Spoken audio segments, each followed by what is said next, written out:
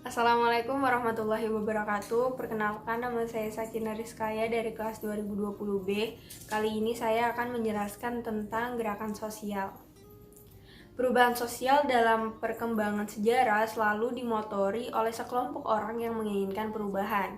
Contoh era reformasi 1998, demonstrasi Mesir 2010, dan revolusi industri. Kelompok-kelompok tersebut dalam studi perubahan sosial dinamakan gerakan sosial atau dalam bahasa Inggrisnya social movement. Gerakan sosial sering diidentikan dengan masalah politik karena memang gerakan sosial lahir dari sebuah kepentingan individu atau kelompok masyarakat. Gerakan sosial memerlukan sebuah proses pengorganisasian massa. Gerakan sosial juga merupakan bentuk dari kolektivitas orang-orang di dalamnya untuk membawa atau menentang perubahan. Gerakan sosial tidak sama dengan gerak sosial. Gerak sosial adalah proses perpindahan individu dari status yang satu ke status yang lain. Beberapa pengertian gerakan sosial. Menurut Giddens, suatu upaya kolektif untuk mengejar suatu kepentingan bersama. Menurut Jerry, di sebuah aliansi sosial dari sejumlah besar orang yang berserikat untuk mendorong atau menghambat suatu segi perubahan sosial dalam masyarakat. Menurut Meyer and Theroux, tantangan-tantangan bersama yang didasarkan atas tujuan dan solidaritas bersama.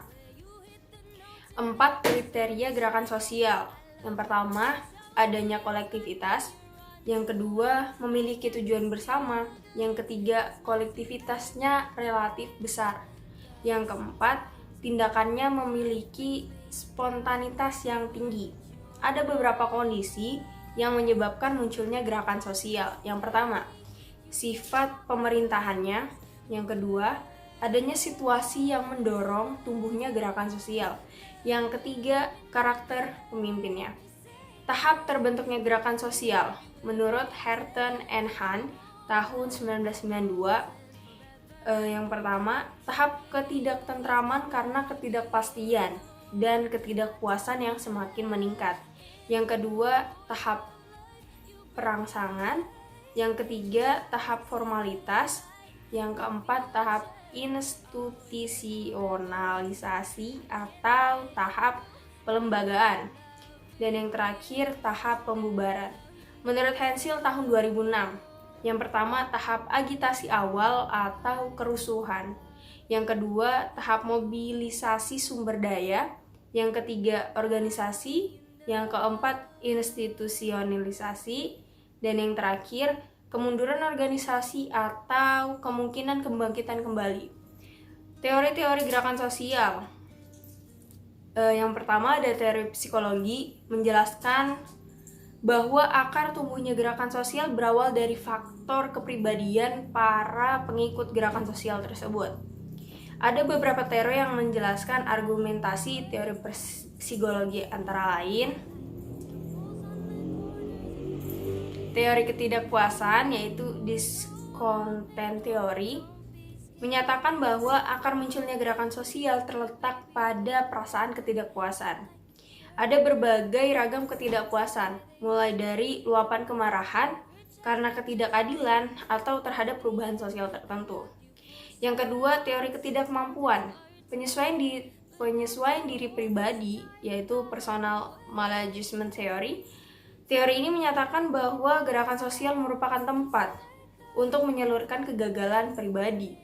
Orang yang merasa kecewa atau gagal lebih tertarik untuk ikut serta dalam gerakan sosial daripada orang yang sudah merasa puas.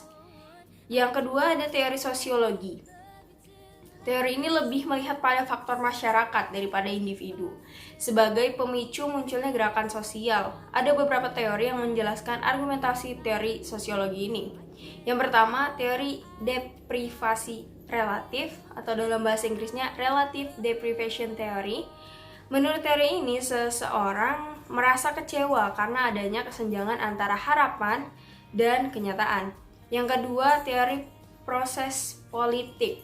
Teori ini menekankan pada peluang-peluang bagi gerakan yang diciptakan oleh proses politik dan sosial. Teori ini erat kaitannya dengan teori mobilisasi sumber daya. Dan yang ketiga, teori mobilisasi sumber daya. Dalam bahasa Inggrisnya, Research Mobilization Theory. Teori ini menekankan pada faktor teknis, bukan penyebab munculnya gerakan sosial.